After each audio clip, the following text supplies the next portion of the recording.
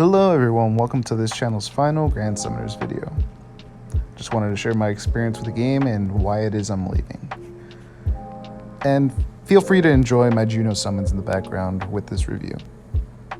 This video hopefully gives some insight to any new players on what to expect going into the game should they decide to keep on playing GS. So chances are, this game probably popped up as an advertisement for you showing some anime crossover. And this can be true for just about any gacha. You download the game, got a bunch of free stuff, you maybe get 1 or 2 crossover units off of free crystals, and you're sort of happy with what you got. A lot of people lose interest after the starter crossover ends, or because they simply couldn't pull any of the meta units. Depending on when you started playing, there was once a way to almost guarantee a new unit for your box. 10k alchemy summons were once a way for you to try your luck in a 1 in 7 or 1 in 11 chance at getting a unit you were after. This made their whole 30 summons for a pity unit almost justified and saved people a lot of crystals and money. At the posting of this video, it's been roughly 5 months that we've been without a 10k alch. In addition to the removal of 10k alch, they also removed the pity system just for Juno to try and boost sales by removing any means of insurance for pulling her. There was no safety net. Instead, we have 5k alchemy summons for every crossover, and recently a 5k with just the addition of Forte.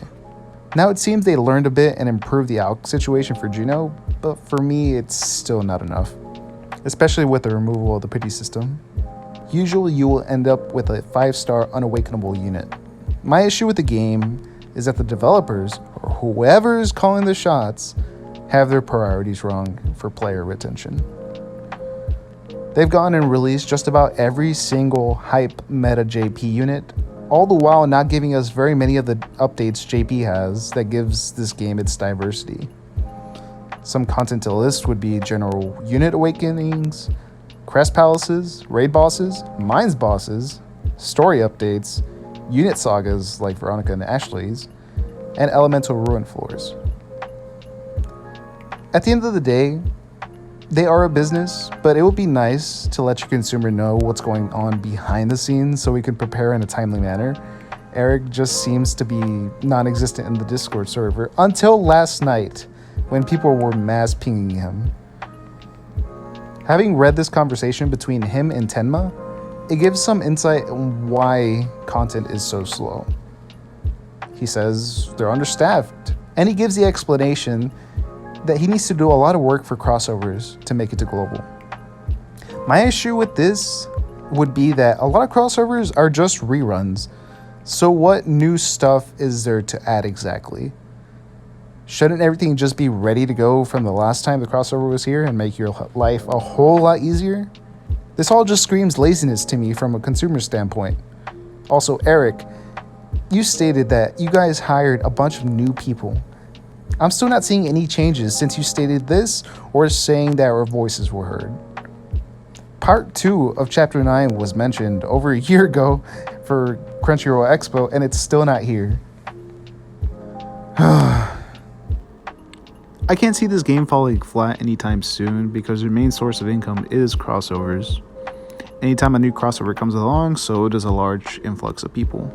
A lot of newbies that don't realize that they can just re-roll accounts until they have their waifu or favorite character, which is what this company relies on. In the end, most players end up losing interest simply because their accounts either can't keep up or they finally get to a point that there isn't much stuff to do. If you are new to the game and were considering trying it out, I'd suggest playing the JP version as they get frequent updates and roadmaps. As for me, this is my final video for the game. I know what I was getting myself into playing this gacha, but lately they said they listen to feedback. They don't listen to feedback. Seeing the result of Eric's message back in August, stating that changes take time, makes it seem like absolutely nothing got across to them. Mr. Distant Community Relations himself only messages once a month if we're lucky. And I have one last message to whoever calls the shots at Grand Summoners. Maybe if you tried ways of retaining players instead of chasing them away, you'd sell more crystals. Things like old awakenings, new raids and mines bosses, story updates, elemental ruin floors, and crest palaces. you're also making it increasingly impossible for people, free to play and veterans, to get any new units, and it leaves almost no room for any account progression. All of which is scaring people away with toxic business practices. Have a vision for the consumer and not just your pockets.